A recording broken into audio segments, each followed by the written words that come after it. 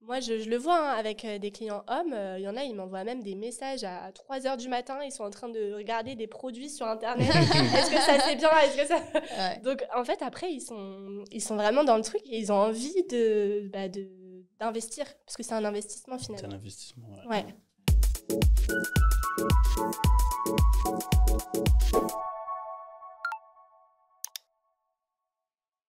Merci Malissa d'avoir accepté de venir à notre podcast partager ton expérience. Donc, on va commencer par une question plutôt basique. Si on te pose la question, qui est Malissa? Tu diras quoi? Alors, Malissa, c'est une passionnée par l'humain avant tout. J'ai toujours fait des choses en rapport avec les autres pour apporter quelque chose à l'autre, pour lui apporter un bien-être, un mieux-être. À l'origine, j'étais pas du tout dans le milieu de l'esthétique, du bien-être. C'est après un échec à un concours d'entrée en école d'orthophonie, parce que je voulais être orthophoniste, que je me suis vraiment introspectée. J'ai réfléchi à ce que j'aimais vraiment dans la vie, ce que je voulais faire, ce qui me passionnait plus que tout. Et en fait, ce qui me passionnait plus que tout, c'était vraiment les soins du visage, les soins de la peau. Depuis toute petite, j'ai adoré prendre soin de ma famille, de mes tantes, de ma grand-mère, de ma mère, de ma sœur. Ah ouais. Trop bien. Donc tu adorais pas juste les faire, tu adorais les...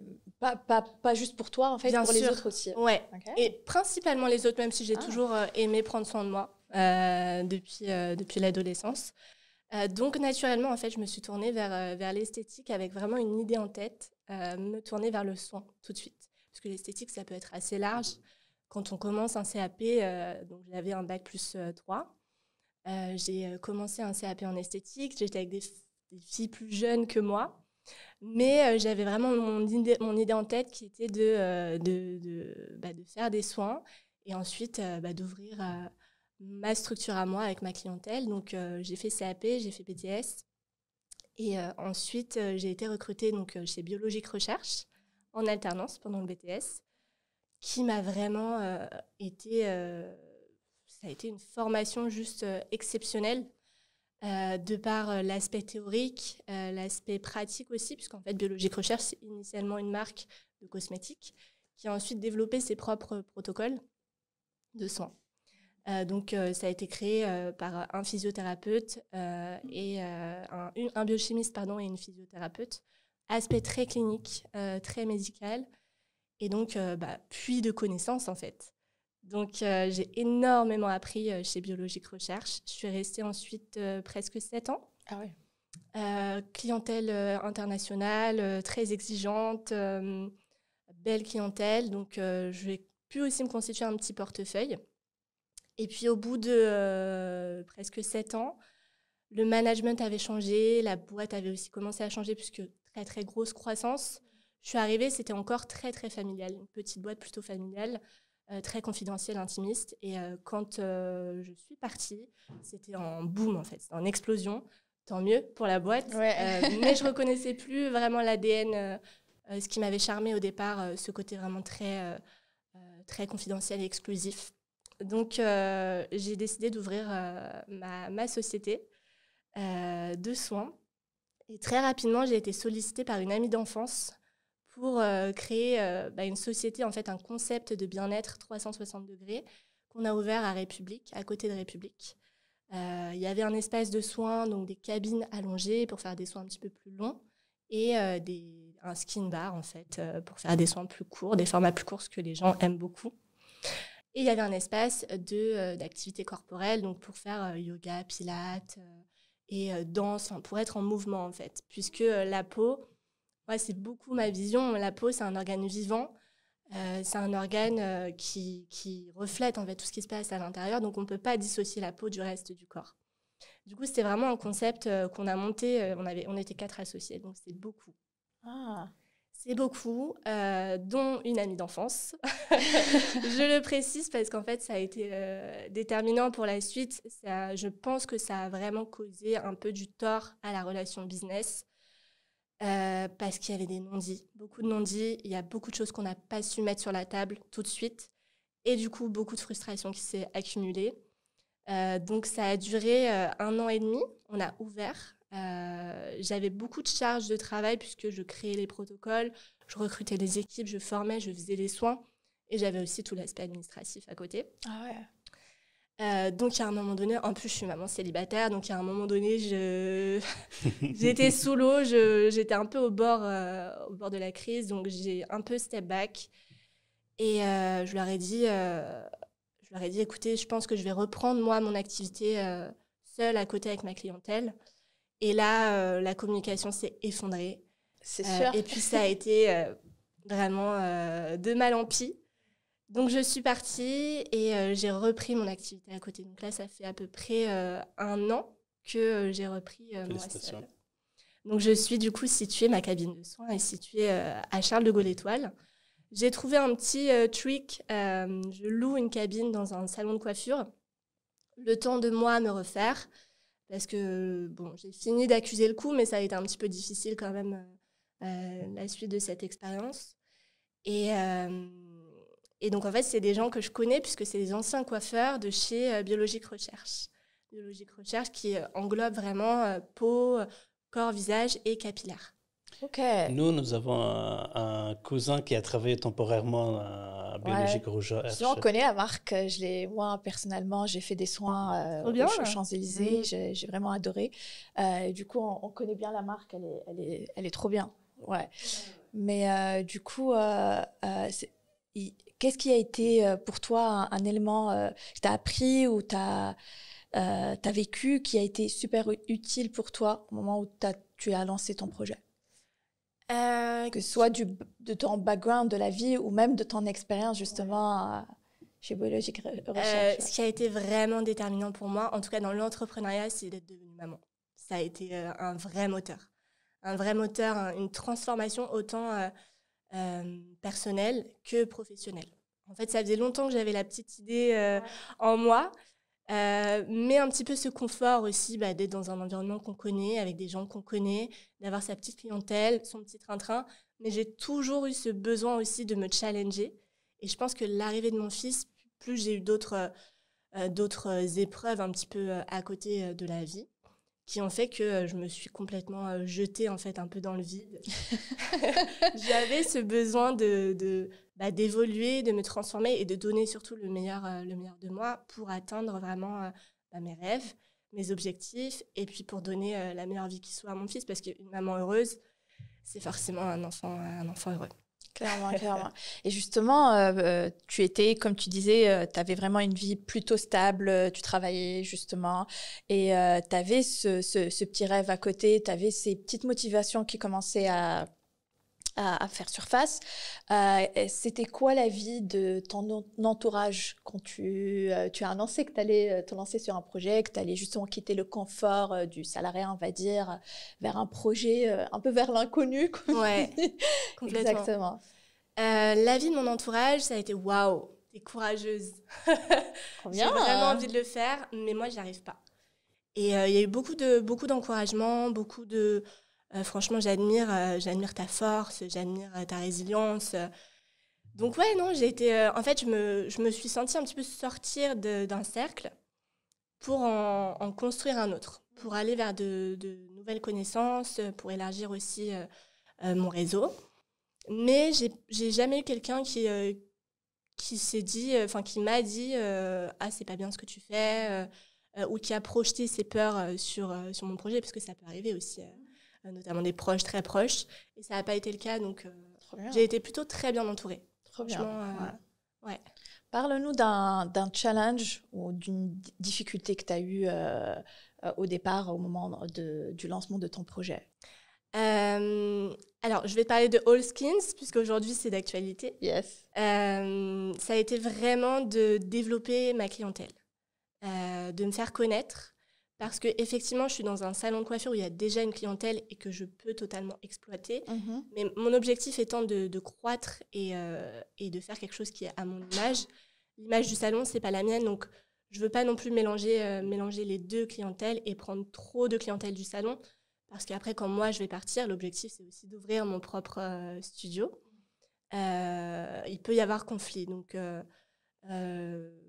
ça a été de gagner en visibilité, d'élargir ma clientèle, parce que j'avais déjà une petite clientèle très fidèle.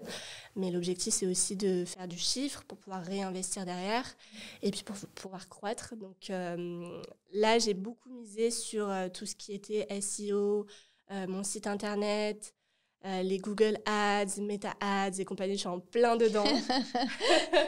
Mais ça prend du temps. Et ça se passe bien? Ouais, ça commence à prendre, donc je suis contente. Il faut beaucoup de patience parce que parfois on a notre objectif et on est très frustré parce que on voit les choses qui ne bougent pas forcément aussi vite qu'on aimerait. Donc la frustration et puis la pression financière aussi, gros challenge. Pression financière parce que j'ai touché moi le chômage de biologique recherche pendant 2 ans qui ensuite s'est arrêté. Et étant maman célibataire, forcément c'est pas pareil que quand tu es toute seule. Ouais. Donc pression financière et ce besoin de cette course un petit peu contre la montre pour atteindre les objectifs. Les objectifs, justement. Et quelle est la solution pour toi? Justement, tu étais partie sur les réseaux, les SEO, etc. Est-ce que tu penses pour croître ta base clientèle, c'est sur les réseaux, c'est de bouche à l'oreille, c'est les événements? Tu penses comment? Je mets pas mes œufs dans le même panier. Trop bien. Alors les réseaux, je vous avoue, j'ai beaucoup de mal à être régulière. Franchement, c'est la création de contenu, on connaît le challenge. c'est quelque chose, surtout que je suis quelqu'un d'assez perfectionniste. J'y travaille parce que le perfectionnisme, on le sait, quand on veut absolument que les choses soient parfaites, au bout d'un moment, on lance rien et il n'y a rien qui bouge. Donc, il faut à un moment donné aussi agir. Mais je suis pas assez régulière. Pourtant, j'essaie quand même de poster des stories de temps en temps et d'entretenir un lien avec les personnes qui me suivent. J'aimerais bien que cette communauté croît. Donc, je vais m'y atteler un petit peu plus. Il y a ça, donc les réseaux. Je vais me mettre à TikTok. Parce que TikTok, on n'arrête pas de m'en parler. Oui. L'algorithme est différent. Donc, je pense qu'il y a plus de facilité à être visible sur TikTok que sur Insta. Et puis après, le bouche à oreille, évidemment, le bouche à oreille joue beaucoup. Je compte beaucoup sur les avis Google parce que les gens viennent, généralement, quand ils viennent, ils me disent « Ouais, j'ai vu que vous aviez 5 étoiles, que des avis élogieux, donc je suis venue. » Et là, j'ai pas mal d'hôtels, en fait, autour de là où je suis.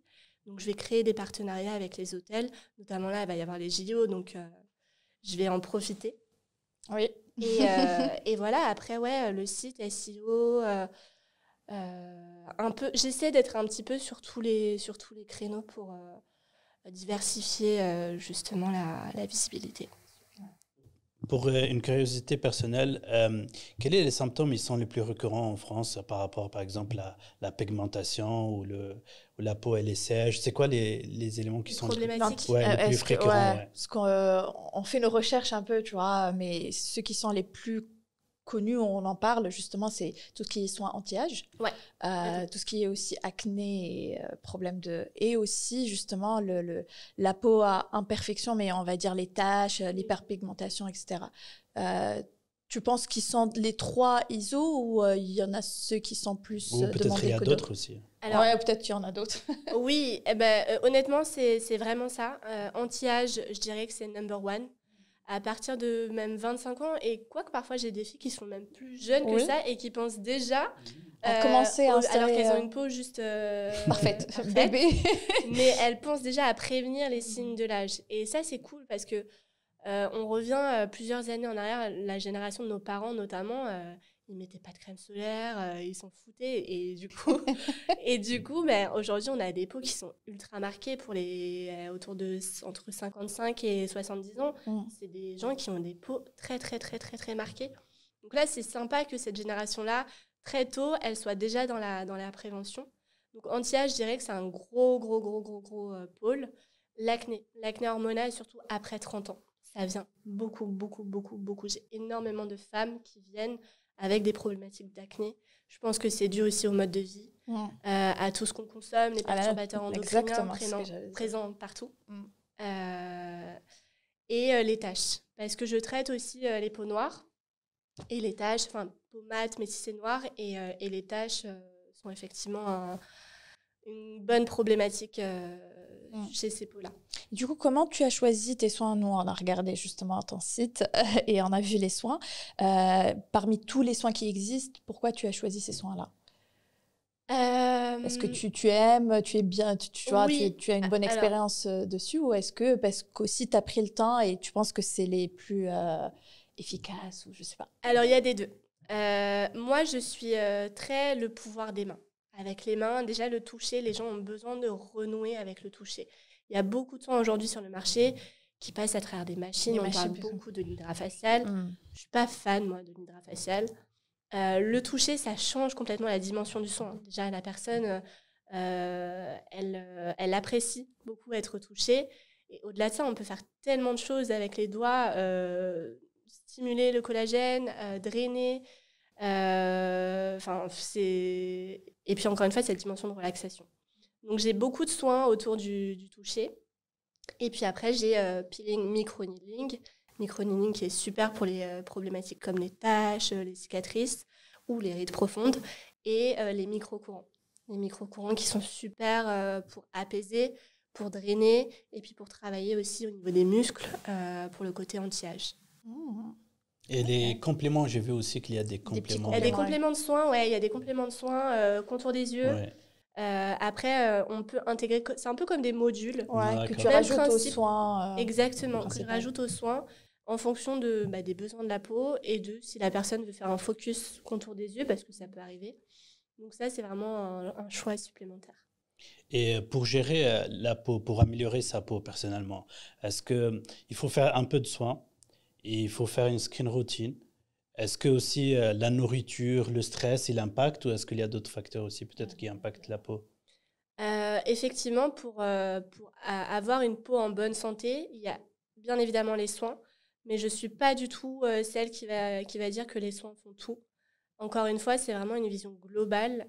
Parfois même, je peux orienter mes clients vers des endocrinologues, vers des dermatologues parfois quand l'acné est trop sévère et que ça dépasse mon champ d'action, vers des naturopathes, parce que tout ce qui est alimentation, tout ce qui se passe au niveau du système digestif, dès qu'il y a une inflammation, on le voit sur la peau. Il y a de la rosacée, il y a une acné très, très, très inflammatoire, ou même au niveau du foie. Donc tout ça a un vrai impact. Et c'est pas que la skincare. La skincare joue beaucoup. Le stress aussi. Mais il y a tous les facteurs internes. Donc oui, comme tu l'as dit, alimentation, hormones, façon de penser aussi, donc stress. Donc c'est vraiment du in and out. In and out, ouais. Vraiment. Du coup, tu penses dans le futur revenir un peu sur dans un projet un peu similaire au premier, où il y a vraiment un peu de tout? Ouais. Ça reste en tête. Ça reste en tête, et je garde en tête aussi le fait de conquérir la clientèle masculine, qui est, je trouve, plus dur à conquérir. En fait, ils sont plus durs à catcher parce qu'une fois qu'on les a... C'est ça. Ils sont plus fidèles. Exactement. Mais en fait, ils sont simples, on va dire, parce que nous, quand on est parti justement à Biologique Recherche, on était à 2 avec mon mari. Et du coup, justement, lui, il n'a jamais fait de soins de visage. C'était un package pour mariage, donc avec un petit soin, une petite promo. Du coup, c'était sa première fois, mais il était sorti, il m'a dit, il faut refaire ça, tu vois. Je lui ai dit, oui, il faut un budget, il faut du temps, mais... parce que c'était vraiment très agréable. Il a jamais pensé à le faire, mais une fois qu'il l'avait essayé, pour lui, ça peut rentrer dans sa routine. Oui, c'est ça en fait. Une fois qu'ils ont goûté aux soins, moi je le vois avec des clients hommes, il y en a, ils m'envoient même des messages à 3h du matin, ils sont en train de regarder des produits sur Internet. Est-ce que ça c'est bien? Est-ce que ça... Donc en fait, après, ils sont vraiment dans le truc et ils ont envie d'investir, parce que c'est un investissement finalement. C'est un investissement, ouais. Pour la question du jour. Pour la question du jour, on choisit toujours des questions un peu plus poussées dans l'entrepreneuriat. Tu dirais, quel est le challenge ou la plus grosse difficulté dans un business? Parce que moi, je dirais, personnellement, pour nous, mais je parle de moi parce que chacun a eu ses propres challenges ou difficultés. Pour moi, c'était un peu le côté humain, que ce soit avec justement les personnes avec lesquelles tu travailles, que ce soit le ou les partenaires, justement, ou les personnes que tu as recrutées. La partie humaine est pour moi, a été très, très challengeante. Et toi? Écoute, c'est exactement ce que j'allais dire. De par mon expérience, et honnêtement, je suis encore dans ma phase où j'ai du mal un peu à m'ouvrir aux partenaires. Après la première expérience. Ouais, je suis un peu encore dans le post-trauma. non, je plaisante, mais c'est normal. En vrai, l'humain, c'est super dur à gérer. C'est, je pense, le facteur le plus aléatoire et le plus dur à gérer. Après, quand on est au début, il y a aussi forcément l'aspect financier. Où mettre son argent pour optimiser au maximum et pouvoir croître tout en pouvant vivre correctement à côté. Donc, je dirais que c'est les deux plus gros challenges dans un business, en tout cas à mon niveau. Parfait. Merci beaucoup. Merci beaucoup d'avoir partagé ton expérience. C'était très enrichissant. Voilà. Merci. Merci beaucoup.